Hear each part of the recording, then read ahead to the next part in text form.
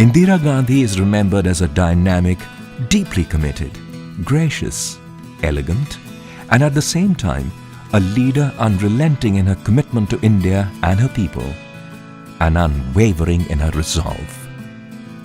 A loving daughter, a devoted mother, a selfless leader, and a global statesperson, she was truly a multifaceted personality.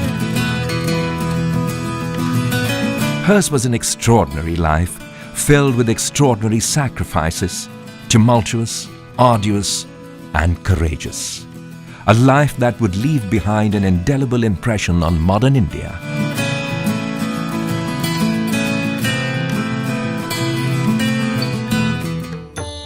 This is Anand Bhavan, the estate of the Nehru family located in Allahabad.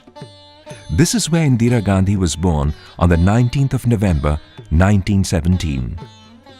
She had a rather lonely childhood. She was only 3 years old when her father, Pandit Jawaharlal Nehru, joined Mahatma Gandhi and plunged headlong into the freedom movement. He was away from home for long stretches of time because of his onerous responsibilities and his incarceration by the British authorities. Indira's mother, Kamala Nehru, also a freedom fighter, was constantly plagued by ill health. For a while, the young Indira was homeschooled. She then studied at various schools in Delhi and Allahabad before being sent to a boarding school in Pune. During this time, her loneliness was alleviated only by a steady stream of letters from her father. Letters that were later published in a book titled Letters from a Father to His Daughter.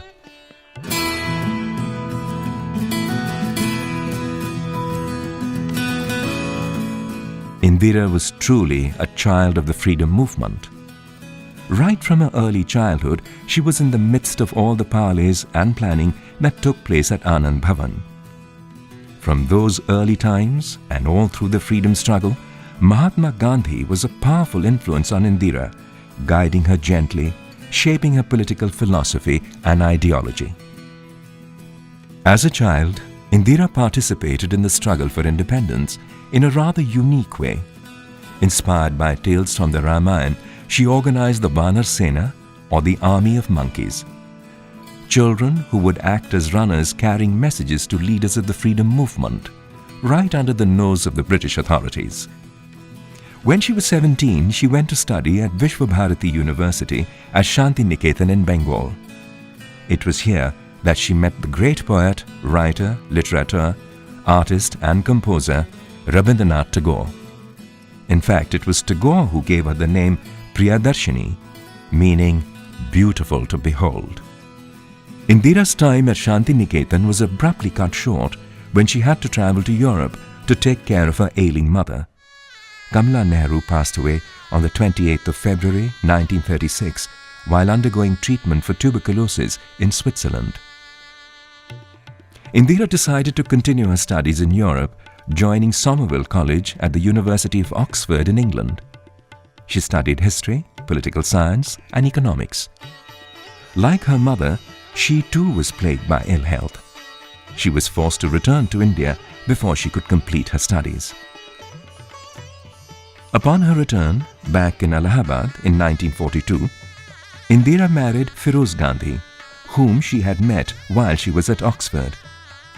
At that time, India's freedom struggle was underway, and Indira was jailed for 13 months by the British authorities as soon as she returned from her honeymoon. 1947. India finally attained independence. Long years ago, we made a tryst with destiny, and now the time comes when we shall redeem our pledge.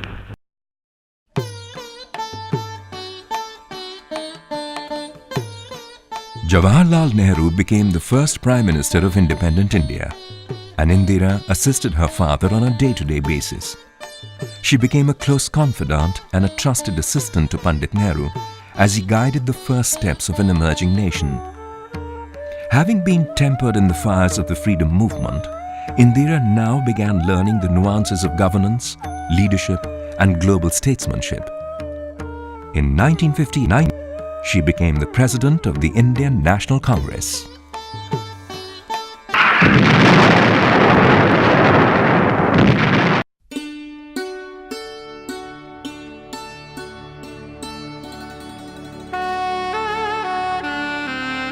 On the 27th of May 1964, Pandit Nehru passed away.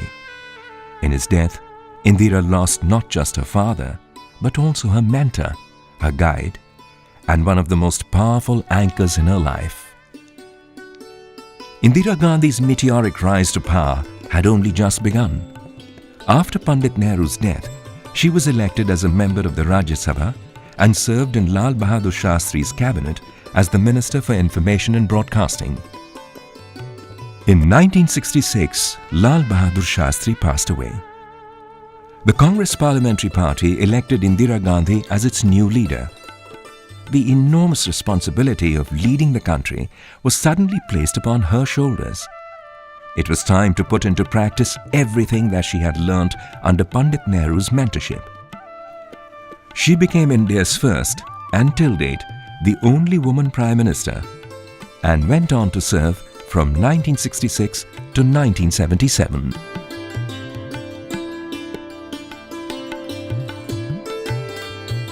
As Prime Minister, Indira Gandhi's leadership skills came to the fore. She was decisive, she was persuasive, she was progressive.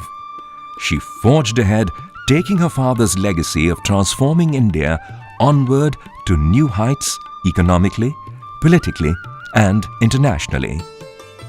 One of her first decisions as Prime Minister was the abolition of privy purses. In Parliament, Indira Gandhi argued persuasively against these special privileges, pointing out that they were incompatible with an egalitarian social order. In the early 70s, Indira Gandhi entered into a technology sharing pact with the USSR, a move that would eventually lead to the establishment of Hindustan Aeronautics Limited, sowing the seeds for self-reliance in aviation and air defense. Indira Gandhi stepped into her premiership during a very difficult phase in India's history. The wars with China and Pakistan in 1962 and 1965 were followed by two consecutive monsoon failures in 1965 and 1966. India was economically vulnerable. The Green Revolution under Indira Gandhi's leadership transformed India from an import-dependent country to a domestic production-driven, self-reliant nation.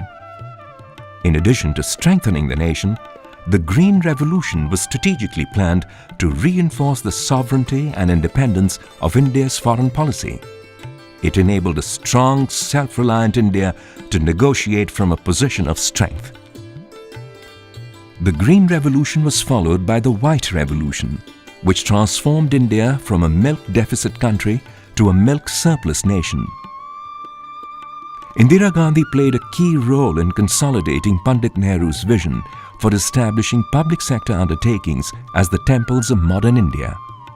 She strengthened the public sector along with key sectors like coal, steel, oil and insurance, with a view to generating employment and protecting workers' rights. The adoption of a mixed economy model enabled the private sector to thrive simultaneously. To make banking and banking resources more accessible to the masses, 14 major banks were nationalized. This was a crucial decision that resulted in a far wider presence of bank branches in geographical terms. It also consolidated household savings and promoted investments in agriculture and in small and medium enterprises. Indira Gandhi accelerated India's progress in the field of science and technology. She played a key role in making India nuclear capable. The Pokhran nuclear test in 1974 demonstrated India's nuclear expertise and prowess to the world.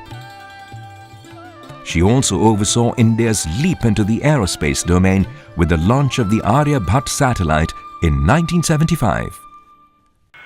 ऊपर से भारत कैसा दिखता है आपको? जी मैं बगैर किसी झिझक के कह सकता हूँ कि सारे जहां से अच्छा. Indira Gandhi was always known for her compassion for the poor and the downtrodden. This was evident from her pro-poor policies and her concern for the socio-economic conditions of the people. During her tenure, a new battle cry for the alleviation of poverty rang out. Garibi Hatao, eradicate poverty. Policy initiatives and programs were launched to alleviate both rural and urban poverty. Her policies brought Indira Gandhi closer to the masses. The people wholeheartedly reposed their trust in her, and in 1971, they gave the Congress a sweeping victory with a two-thirds majority in the Lok Sabha. Soon, Indira Gandhi faced an unexpected challenge. In neighboring East Pakistan, the Awami League, led by Sheikh Mujibur Rahman, won the elections. The Pakistan Army refused to transfer power, leading to a people's uprising. An uprising that was brutally suppressed by the Pakistan Army. It was a conflict that didn't directly affect India. The mass killings, rape and other atrocities being committed by the Pakistan Army forced over 10 million refugees to flee to India. This was a humanitarian crisis of monumental proportions. Indira Gandhi withstood international pressures and supported the liberation movement led by Mukti Bahini. India's intervention led to the surrender of the Pakistan Army. It was a decisive defeat. Over 90,000 Pakistani soldiers were taken as prisoners of war, making it the second largest surrender after the Second World War. And a new liberated nation, Bangladesh, was born. In spite of simmering tensions between India and Pakistan, Indira Gandhi always pushed proactively for peace in the region. In 1972, she signed the historic Shimla Agreement to foster better relations between the two nations.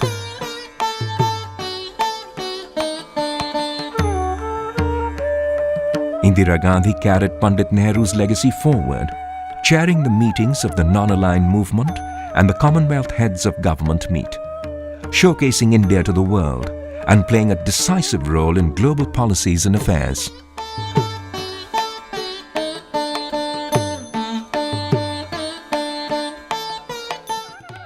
The refugee crisis and the war took a heavy toll on the Indian economy. There was internal turmoil.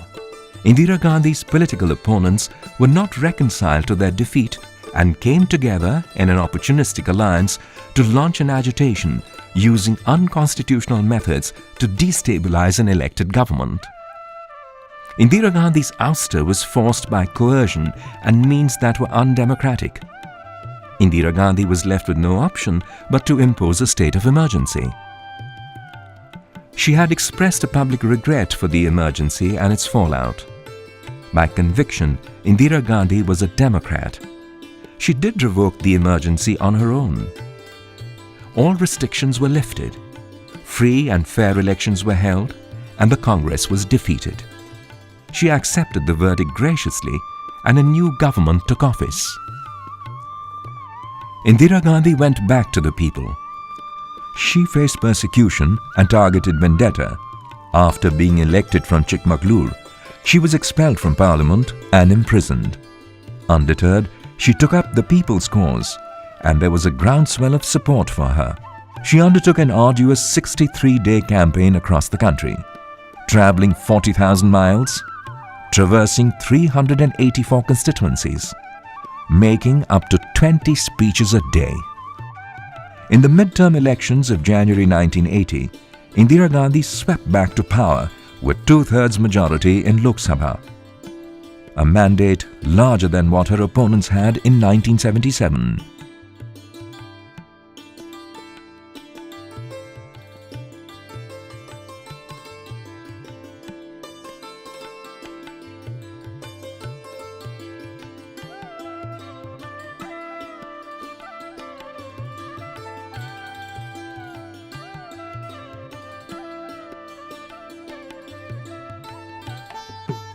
There was a sinister agenda of India's enemies and Pakistan which was not reconciled to the liberation of Bangladesh, to dismember India through the Khalistanis and the terrorists in Punjab.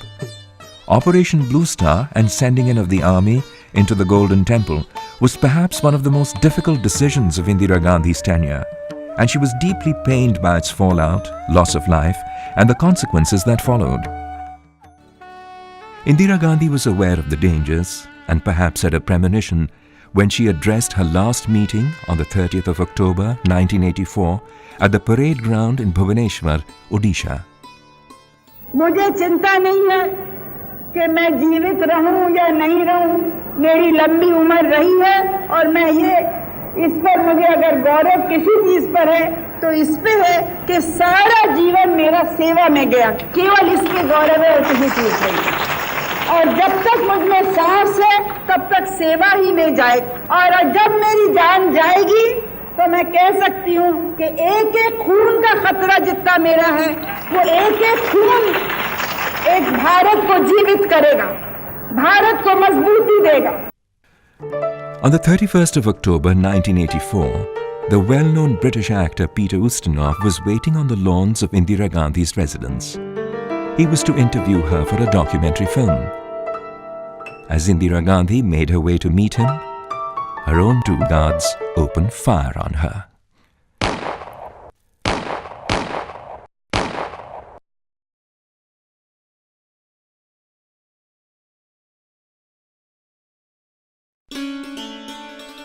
Today, as the nation commemorates her birth centenary, the people of India will always remember Indira Priyadarshini Gandhi as a courageous daughter of India, a people's leader who led by example, a statesperson with an uncompromisingly secular outlook, a leader who lived her life frugally and selflessly, a personality admired and revered by world leaders.